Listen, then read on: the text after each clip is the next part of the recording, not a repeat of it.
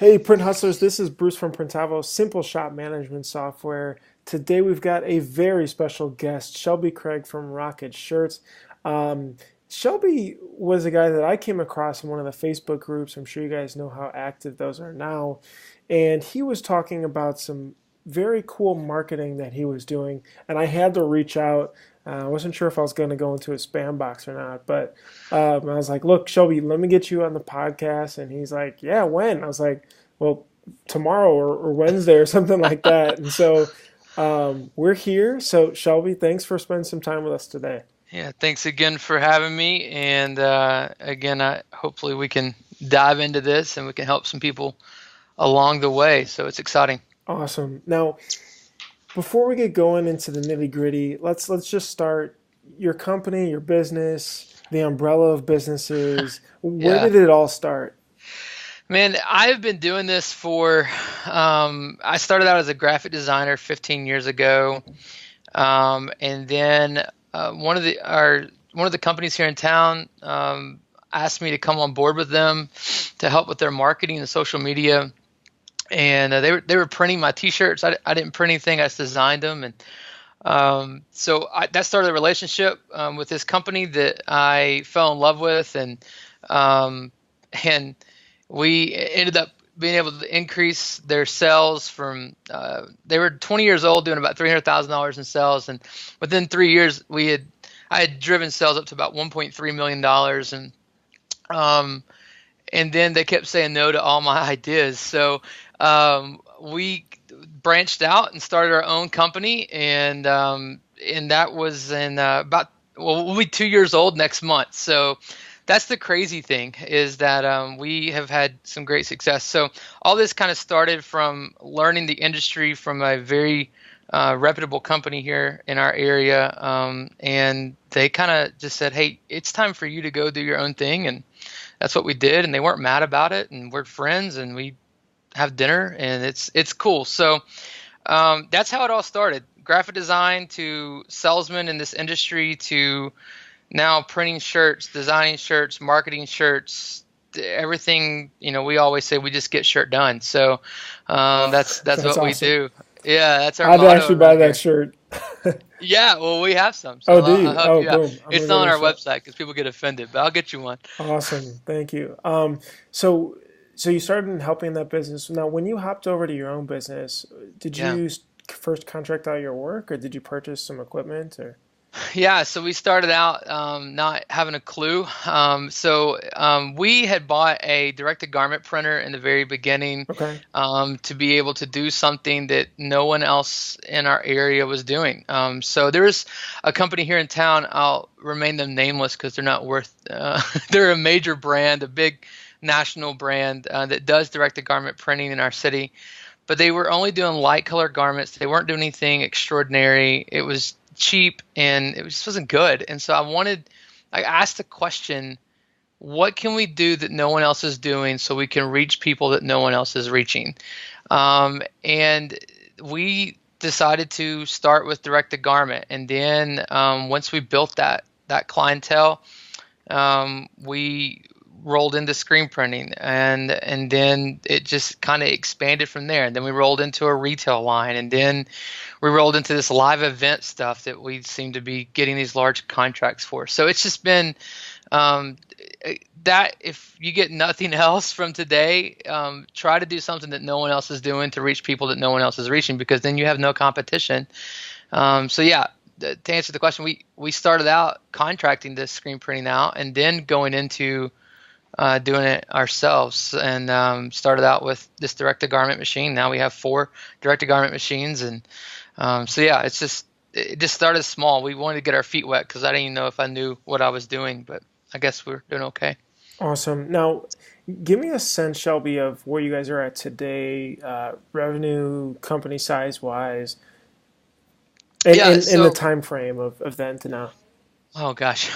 So it started out with my wife and I did everything, and then that lasted 90 days, and I hired someone else. And we're up to 6 employees now, and we keep a pretty lean team Hmm. on purpose, and then we will for instance, in December, we had a massive month in December. So the cool thing is I've got a great circle of friends that will just jump in for free. So we flex that a lot, and so hey, come work for us, and they're part of the mission of doing what we're doing, and so that's cool. But so we have a pretty lean staff of about 6 people that do a little bit of everything.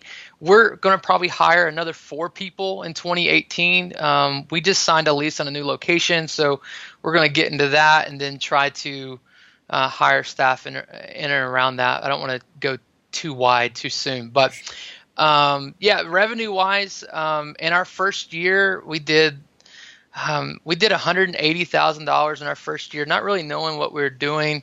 And then we're not 2 years old, but last year we did $769,000 in just decorated apparel sales last year, and we'll be 2 years old next month. And so our goal for 2018 is to hit $1 million in sales in our third year of being a company, and that's our goal. And this, we may not hit it, but I think we will. And if not, that's okay. I'm not mad. Wait, hold on, Shelby. You said the first year, year one, you were about 180. You said, Yeah. and then in last year, 17, you guys hit 7, or was it 8?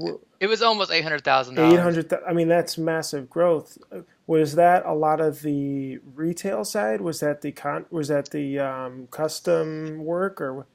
So, yeah, all of the above. We launched, again, we wanted to do something no one else is doing. So we have a full functioning retail store in the front end of our shop right now. Okay. So you can walk in and you can buy a t-shirt. We wanted to do things that centered around our city. We also wanted to do a high school apparel line. There was no one in town doing anything that was centered around our high schools. And we have one of the top 3 high schools in the nation, not just for sports, but for academics as well. And so I thought, well, could we make a trendy clothing line centered around those guys? And so we did that. We started doing Game of the Week shirts. So we launched it on the Monday before the week starts. People pick them up throughout the week. Just started branding around that. Can we do that? So we have a retail line, we have custom side, and then we started doing these conferences that, like we just did one last weekend, and we did almost, total sales in 2 days is $40,000. Okay. Wait, let's break this down. So the first, where does call it? You said 850. You said. We'll call it $800,000. Yeah, was there a majority split between majority comes from retail or custom or some of these conference live events you're doing? Or? Yeah, so these live events kind of fall under a different umbrella. It's a different side of it, but it's under the same company. But our retail incorporated probably about 25% of our business. Okay. Our custom side, screen printing, embroidery, direct-to-garment is about 50% of our business. And I would say that our large events and conferences could probably make up about 20%. And there's 5% of like just random stuff that's probably not accounted for because I do fuzzy math. So, sure. So yeah, I would say last year that's pretty much the breakdown. We've got about 5% of just stuff that we tried and didn't really work. And so we kind of filed that away as don't do that again. Okay. We never say that we failed. We only learned. So that's kind of what we do. And if it didn't work, we didn't fail at it. We just learned not to do it again. So did a lot of your custom customers come from the retail side? So they said, oh, those are really cool shirts. Actually, I've got this event coming up. Was it like that? Or was it just 74% of our business for the custom side last year came from word of mouth. That's it. I mean, actual dollars spent, and we'll get into marketing in a little bit, but our goal for Facebook marketing is to break even. Our goal for so we don't really, if we break even, we don't call that an expense. That was just an experience. But we probably only spent about $1,500 in like actual like newspaper ads or we had a radio spot for a minute only because Mhm. we bartered it.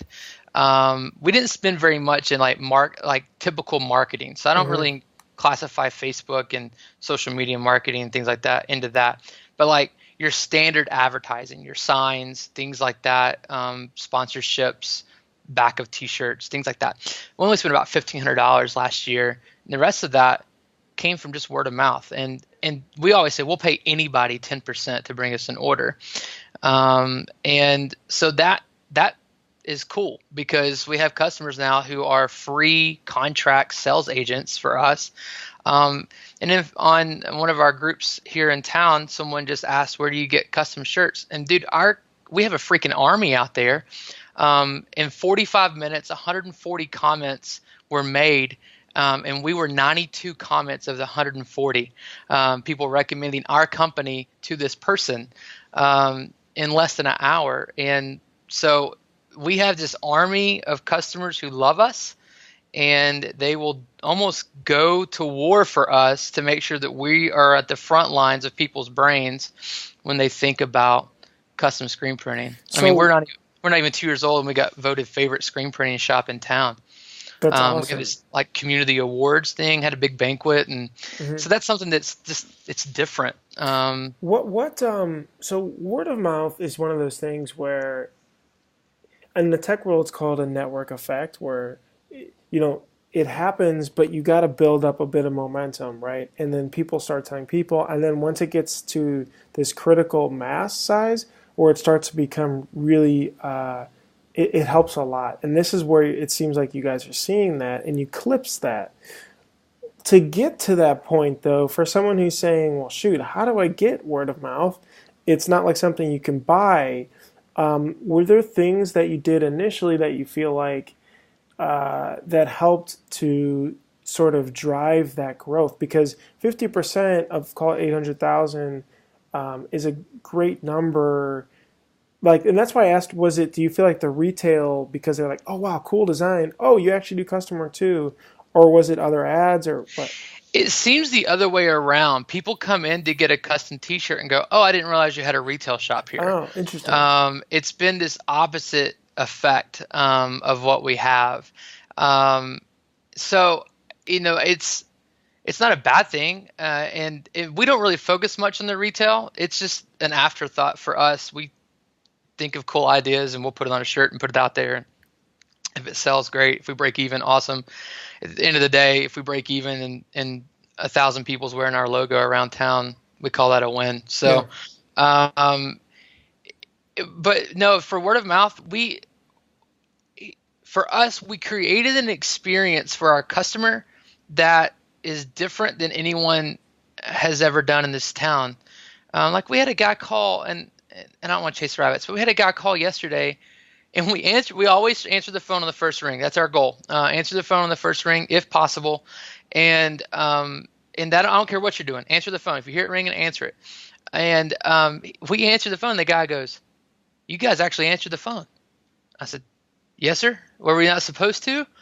And he's like, I've called 6 other screen printing shops in town, and no Shelby, one answered the phone." I posted the exact same thing in our Print Hustlers group about this, and I said, call your shop. First of all, I have seen shops with no voicemail Yeah, set up, and it just rings and then it hangs up.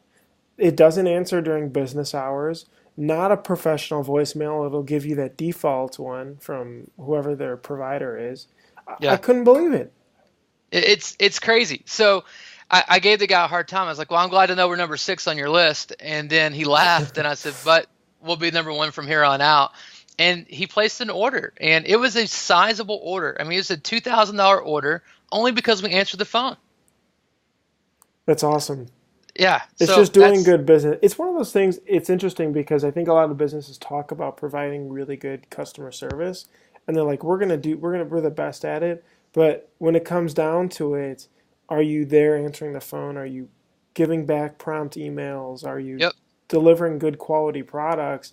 I'm not so sure even a majority of the shops can claim that yet, but it's a great opportunity there. Yeah, we answer emails within an hour and phone calls on the first ring. I mean, that's our guarantee to any of our customers, and we try to deliver that. I mean, if you look at our reviews online, We're the only company in our town that has a 5-star review, and we have the most amount of. It's not like we have one 5-star review and it's from me. I mean, it's tons of customers that have How left did you get 5-star all those reviews. reviews? Did you ask We them or? asked for them, yeah. There So we go. when you pay for an invoice, it kicks out a thank you email from me as the owner. That's got my name. That's not from the company. It's from Shelby Craig. Kicks out an email. It thanks them for their order. It says, "Hey, we've received your payment. Thank you for the order. We're glad that you're a customer. We hope that we delivered a positive experience. If we did, will you leave us a review on Google?" And we'll change that up. So we'll rotate it from Google, Yelp, Facebook. Will you leave us a review on Google? If you had a poor experience, will you simply reply to this email and let me know how I can fix it? And if we can't make it right, we'll make it free. And that's it. And then we also say, hey, by the way, if you liked our service and you want to refer someone to us for any order that comes your way and mentions your name, we'll give you 10% of the order.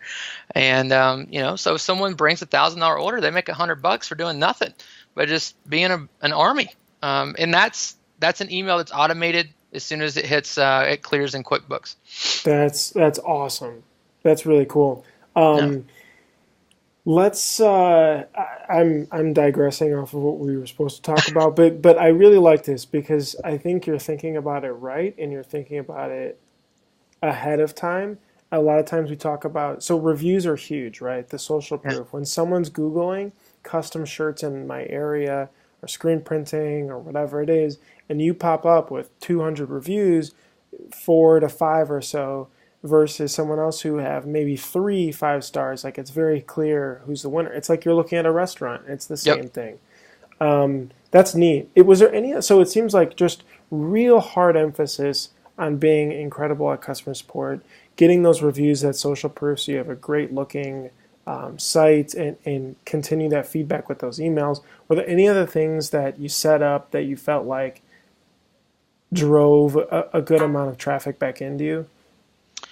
Um, we do so much trial and error. I mean, we've got, we do a lot of things with Facebook, and we use bots with Facebook to generate different things and to generate leads through social media, and that has driven some traffic.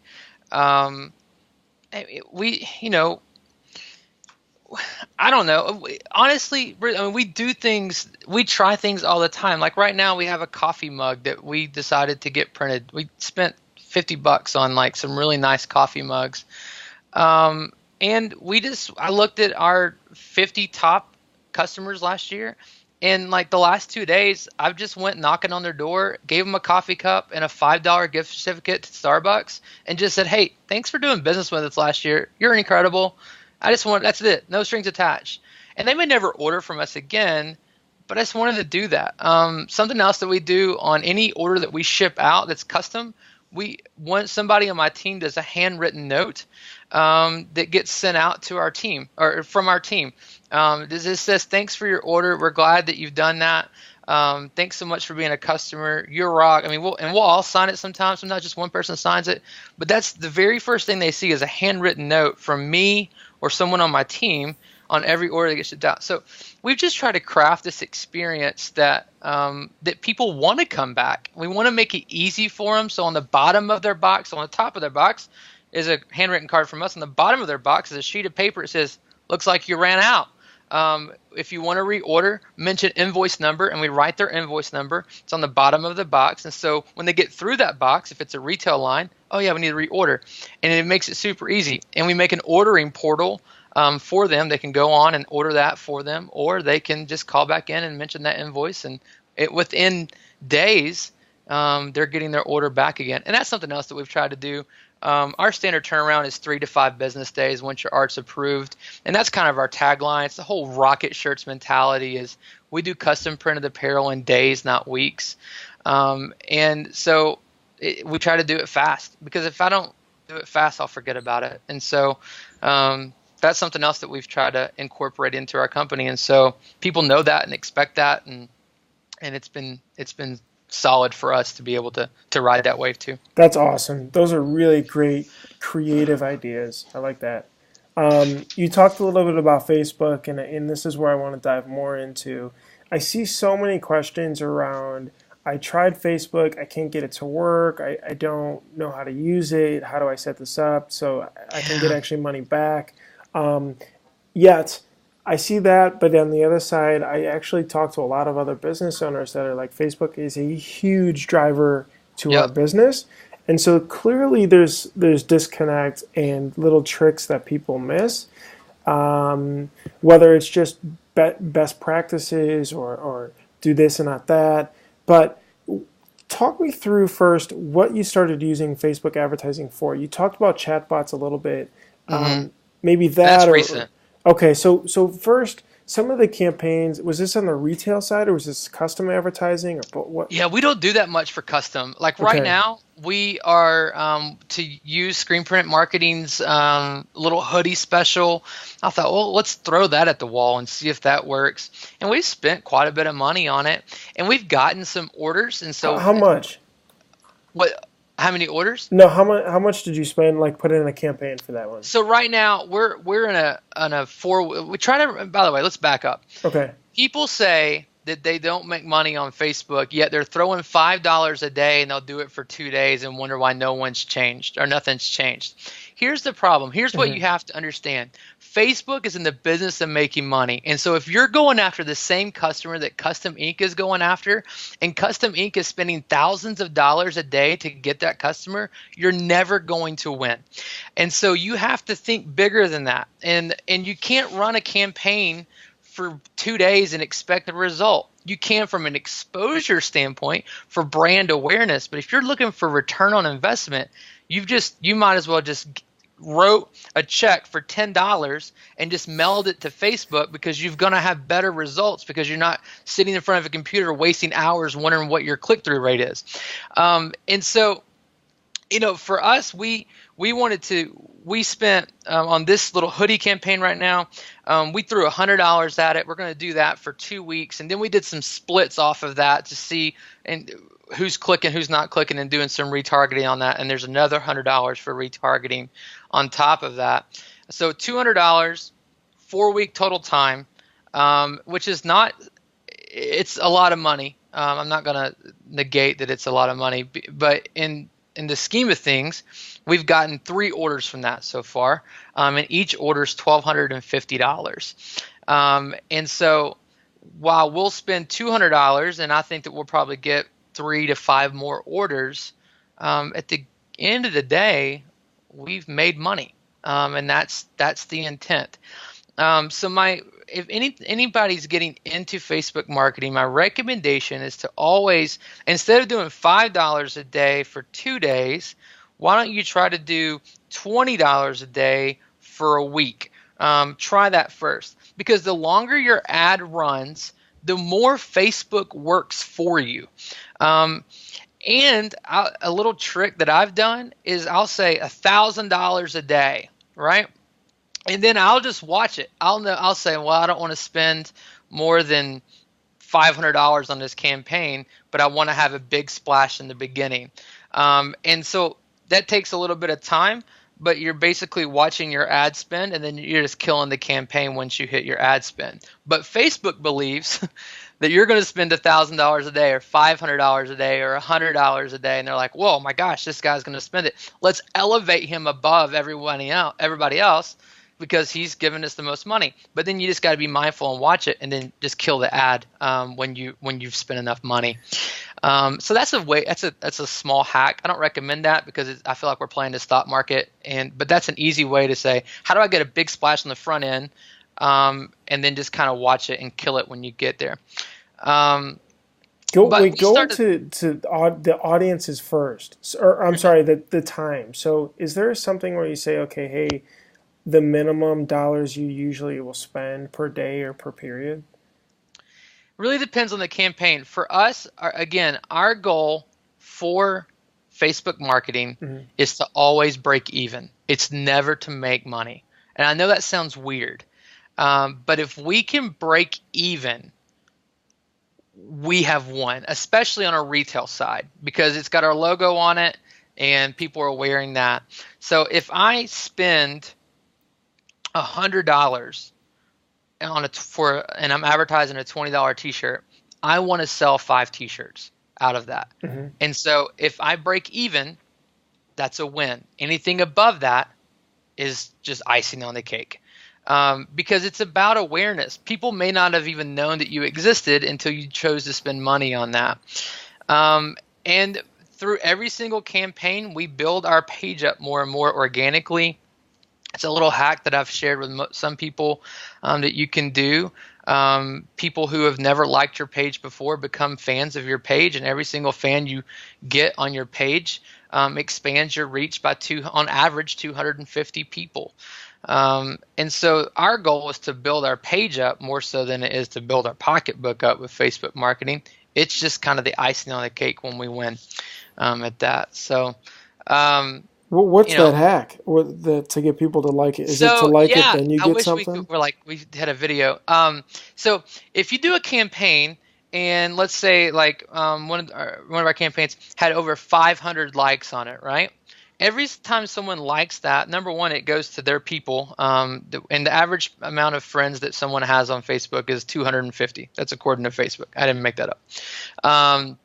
So every time someone likes your post, that goes out to their reach that says, hey, they like this, and it pops up on their newsfeed, and then you get more likes. Here's what you got to do.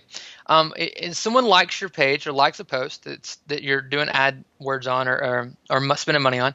Click the likes, and it's going to pull up this laundry list of people who have liked your post. And off to the right-hand side of that is a button that merely says invite.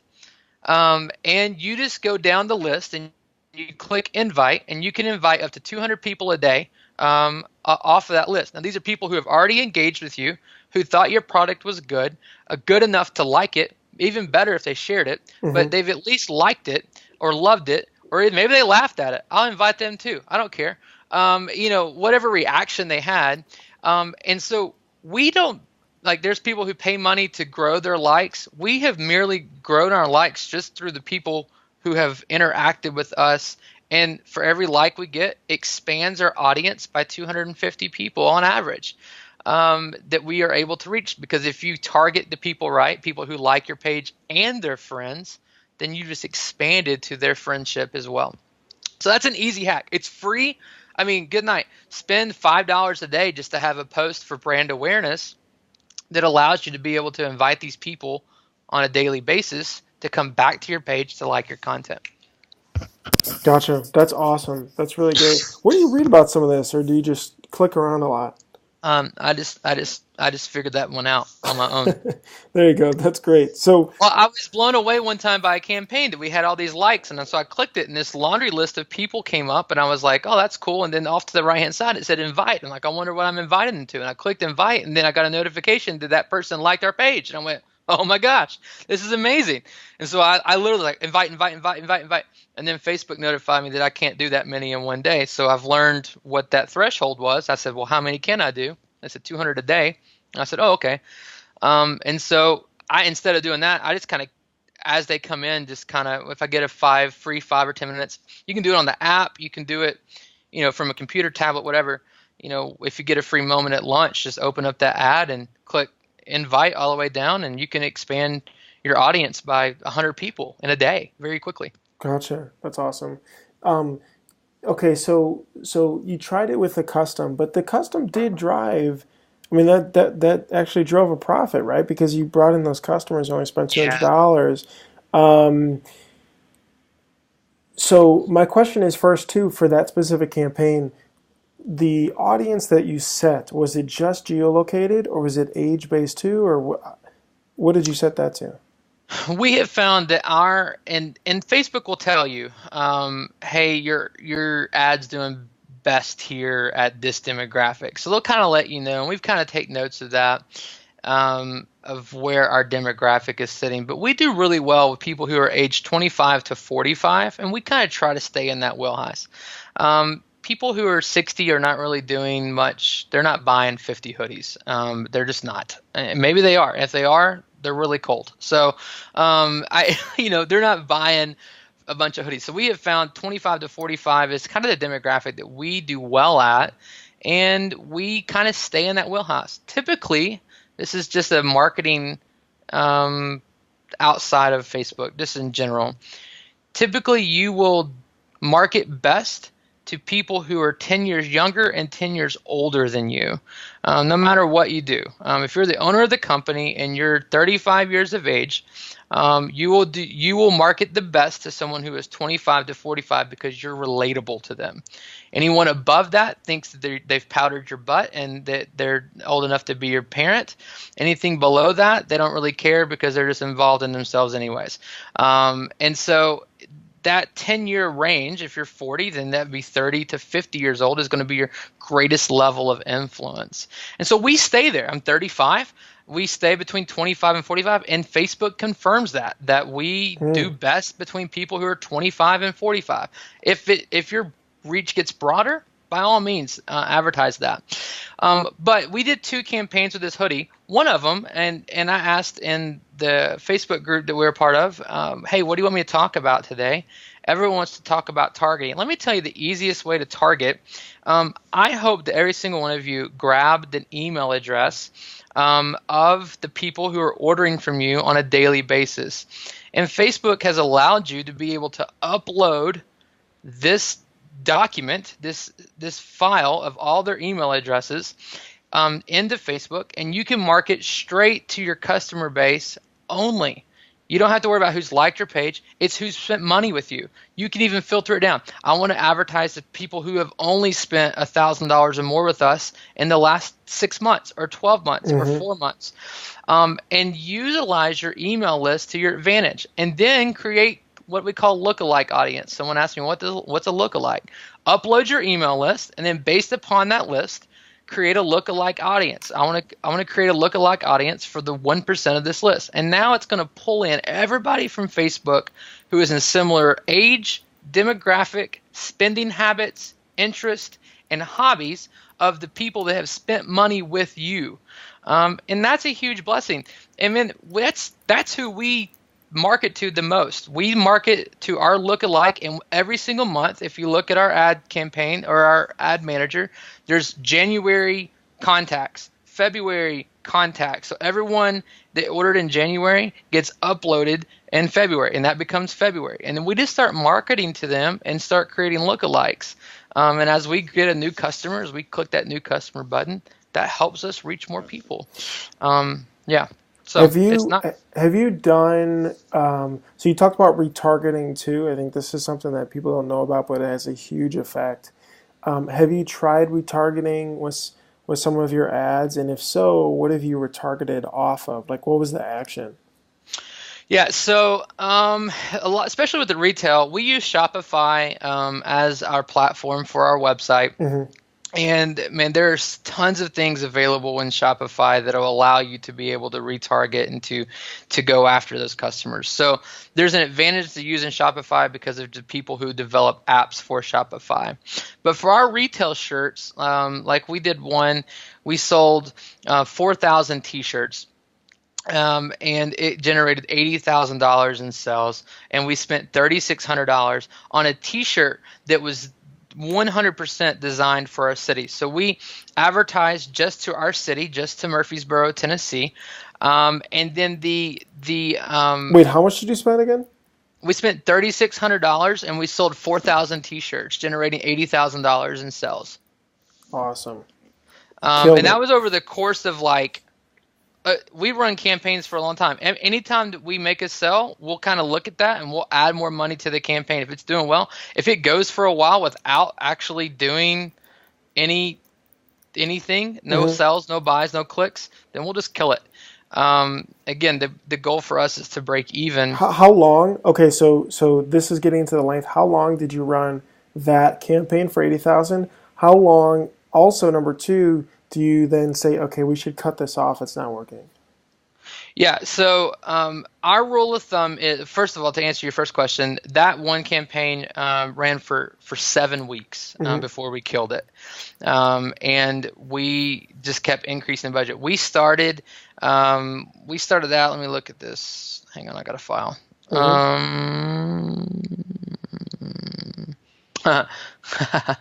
We started out at $10 a day for the first day, Okay. and which is not a lot. And I thought, well, let's see if this works. And then our rule is kill it at $5 if we don't have a click-through rate of at least 8%. And so it hit that, so we were good to go. So then we upped it. So then we doubled it to $20 a day, Hmm. and then we said kill it if we don't get a click through rate of at least 8 to 10%. So we kill it $10 if we haven't sold a shirt. We keep it. We double it if we have sold a shirt. So again, as we see sales come in, we want to add to that because our goal is to break even. And at some point we just stop breaking even, but we want to add to that to make sure that we break even. So if we sell 50 shirts in a day at $20 a piece, it's $1,000, then we can increase our budget to make sure that we break even. So if we don't sell another shirt the rest of this campaign, we've only spent $1,000 kind of thing. That's Hmm. kind of our idea. If only one shirt sale comes in at $20, all right, we're going to maximize our budget. We're going to make sure that we spend $20 on this campaign. If we don't sell another T-shirt, we only spend $20. So it's just kind of trial and error for us. Hmm. But we ran it for 7 weeks, and we decided to finally kill it because there wasn't a sale that happened within a week's time, and that click through rate had kind of gone through. I mean, we're only a city of about 120,000 people, and so considering that 4,000 people had bought a shirt, we had pretty much saturated our city with our T-shirt, and for us, that's okay. I'm okay with that. So when you realize that almost a little less than 4% of your city is wearing your T-shirt, that's kind of a cool feeling. That's So awesome.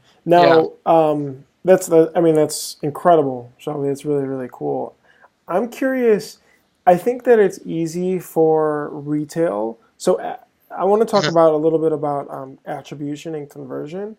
So when you set up the ad, on Facebook, you're like, okay, the conversion is someone purchasing. So there's a one-to-one relationship there. I'm sure you can connect those two on Shopify.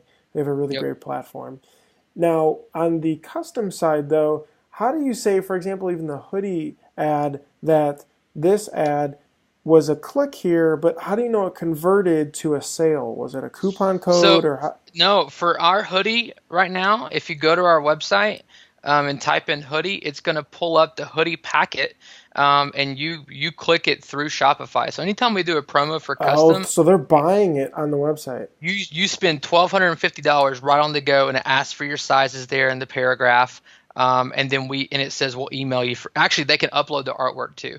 On this one, we try something different. Typically we say, hey, we'll email you for artwork or follow up with sizes.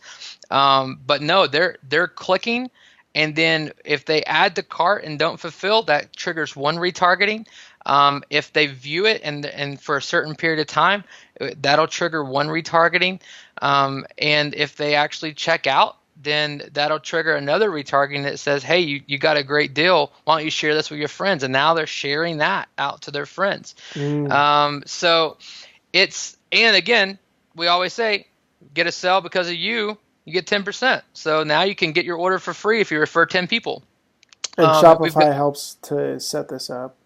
easy peasy. Shopify can make your life so much easier because you can retarget based on add to cart or actually check out or page view and things like that, Got and you it. can set that up.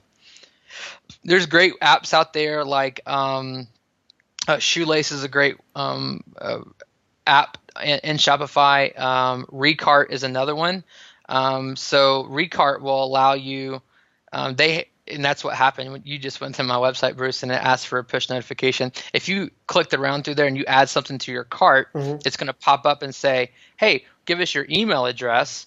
And then it's automatically going to take that email. It's going to find you on Facebook.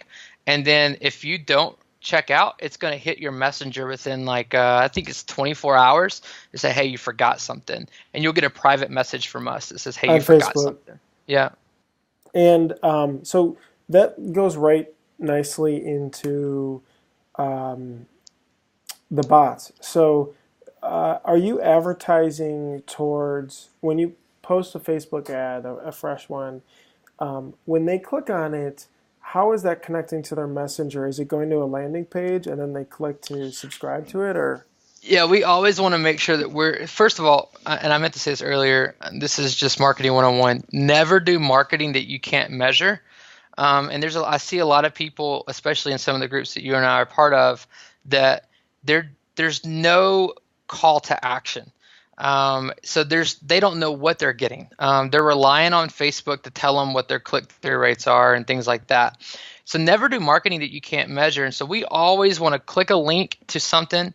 But to the bot aspect, when we use ManyChat is free, 100% free, and up to a certain level. If you get to that level, you can afford to pay. And one of the things that we do is we create a bot that says, hey, like for instance, we did one for Black Friday. We're having a Black Friday special, 30% off everything, custom, retail, everything. Mm-hmm.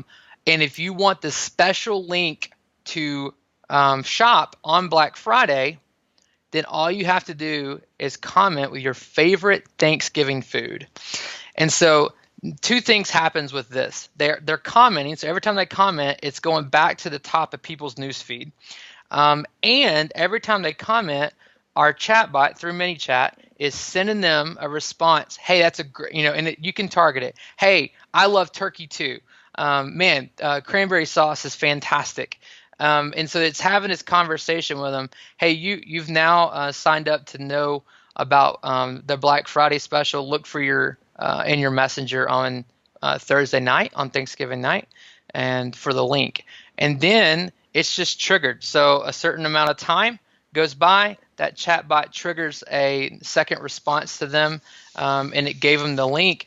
And we did $32,000 on our website through custom and retail and one-off shirts and sales. We did a big Black Friday sale, buy two get one free. I mean, we just kind of threw everything, all the cards on the table. But $30,000 in 24 hours, and all of that came through one ad that we spent about $100 on, and our chatbot, who continued to have communication with these people while I was enjoying time with my family at Thanksgiving. And the only noise and notification I got was my cell phone, because every time Shopify makes a sale, it goes cha-ching. So it was a good feeling. And Wait, then we did another one but for how did it Cyber start Monday. though first? I'm just confused in the first part of where they like almost subscribe to get notifications in Yeah. via Messenger. So So they when clicked on they the comment, ad. well, they didn't have to click on the ad. So Oh, like for okay. the Black Friday, Mm-hmm. if they comment on our post, Mm-hmm. then it sends them a notification. So the chatbot, it's looking for, you can say, another one that we've done before is, hey, if you want to have a special code, all you got to respond back with is pick me. And so if they have the words pick me, our chatbot will send them a message and let them know, hey, here's the special code that you've asked for. And the moment they say pick me, it subscribes them to our list. Okay, so With when you set, so in ManyChat, you can make a post. When someone replies to that post, they're kind of auto subscribed, and then you can. Yep. They automatically subscribe. It says, hey, you subscribed to this list. If you ever want to unsubscribe, just respond stop. And so you're very transparent on the front end, but they get a message that says, hey, here's your code that you asked for, and we look forward to it. And they can use that code, and then we can follow up with them. If they didn't use the code within a certain time frame, the chatbot will notify that, and they'll say, hey, don't forget you got this code. It expires at midnight. Make sure that you take advantage of that. Got it. Okay, awesome. That's really cool. I That's got to plug awesome. my computer in. All right. No, yeah, go ahead. So yeah, that's an easy way. And ManyChat is free. And then the other thing that we use that really helps with optimizing our Facebook ad is Ad Espresso. Mm-hmm. And there's a monthly cost to that. It's powered through Hootsuite. And man, they make it super easy to create an ad. And they're constantly looking, their bots are constantly looking to optimize that. So not only do you have Facebook optimizing your ad, you have Ad Espresso optimizing your ad for you. And they're constantly tweaking, and they'll kill an ad set. They go, oh, well, this is not performing. You can say, if it's not getting 8% or 10% click-through rate. It'll kill it for you, so you don't have to worry about overspending in an area that you don't want to spend, especially as a new shop and you're trying this out. Gosh, can I really afford $10 a day? You just set your parameters. Hey, I want to do $10 a day. If I don't get 2 sales in 24 hours, kill it. And it does it for you. So you don't have to sit there and worry about it and stress over it. You can continue to run your shop and lead your team while you are having robots work for you. That's great. That's great. Yeah. I'm gonna have to check out that tool. That was one thing that we chatted over Messenger that I wanted to ask you about, why you use that versus just straight in Facebook ads. And it sounds like just it helps you to create the best ad and optimize, like you said. Yeah, and you have someone who that's all they do is optimize ads, and they're doing it on your behalf, and they have a huge team. So for us, I think it's like maybe $200 a year. For us, if it's going to save us $200, then it's worth it, and it definitely has, because it kills ads when I'm busy and not thinking about things. It kind of does that stuff for me. Got it. I was just clicking around in ManyChat actually. This is a really cool tool. So you essentially go into growth tools. You'll create a growth tool in here, and you're selecting one of these embeddable widgets, I'm assuming, Yep. or got it, like a box or one of these. I'll have to click through more, but very cool. Well, this is great. I think this is an awesome start. There's so many tools that people can take away here, and everyone's, I I'm hope sure, so. going like typing these in really quick and like, whoa, let me go back and what was that again? So I think there's some core pieces to take away. It seems like it's like, nailing a wide audience, but that's still focused enough to be what you're looking for. That 10-year plus or minus range is great. The conversions, like you said, if you can't measure it, don't spend the money on it. You're not a Fortune 500 that's just Yeah. spraying millions of dollars on brand. The retargeting you talked about, if someone interacts with a post, you can retarget them based on that, which is great. Or with Shopify, it sounds like you can automatically do that based on if they check out or click on something or perform a certain action. And then the click-through rate of 8 to 10% is a really great rule too. And then these emails that are generating reviews and that social proof is great. So Shelby, you've got a lot of incredible tips that hopefully can help a bunch of shops, big and small here. So, is there anything, maybe a little bit off topic, but is there anybody that you're listening to that's interesting that piques your mind or book you're reading or something? Well, I recommended it in one of our groups, and man, it has revolutionized our company. And I mean, we'll be 2 years old next month, and we're pulling a profit, which is unheard of for some companies. There's a book by Mike Michalowicz. I can't spell the last name for you, but it's called Profit First. Mm-hmm. And it is an incredible book that's revolutionized our company, and it teaches you how to make profit from day one. You never have to go without making profit. And it has revolutionized our business. I've recommended it multiple times. So that's a great book that I've read and reread and feel like that I read all the time. I'm always going back and highlighting it. What's a big takeaway from that book? Like maybe just one. Yeah, it's super simple.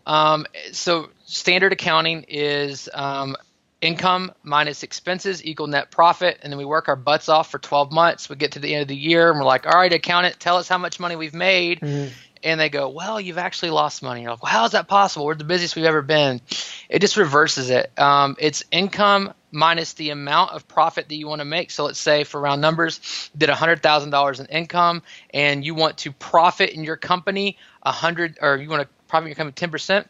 So you take $10,000 off of that. That means that you have $90,000 in revenue, and that's where you operate your business off of. Instead of doing a bunch of expenses and realizing you're negative, it forces you to budget. So for our marketing, we look at it and go, all right, we project that we'll, have $500 this month that we can do in marketing. And so when we go to do a marketing campaign, we always ask the team, is it available in the marketing fund? And the answer is either yes or no. And if it's not, we don't do it. If it is, then we do it, and it pulls a profit. So here we are, 2 years old, profitable company. I mean, Amazon, let's just be honest, they didn't hit a profit until year 20, but that was kind of that's what they wanted to do. That's part of their business plan, is not to pull a profit for 20 years. I want to pull a profit now. I don't want to wait 20 years. Right. So right. yeah, that's the super simple one takeaway. Income minus profit equals your expenses, and those expenses is what you run your company off of. So it forces you to budget appropriately, and if it's not there, don't do it. Awesome. Well, Yeah. Shelby, really, really appreciate the time. You've given some incredible insight, and I'm looking forward to being able to share this. So, again, thank you. Hey, you're welcome. Thanks for having me. I hope I was helpful. I hope I didn't just ramble. I feel like I'm all over the place sometimes, but my brain's going 100 miles an hour, and sometimes my mouth can't keep up. So, No, this is huge. This is huge. I appreciate it. all right. Thanks so much. All right. Bye, Shelby. See you.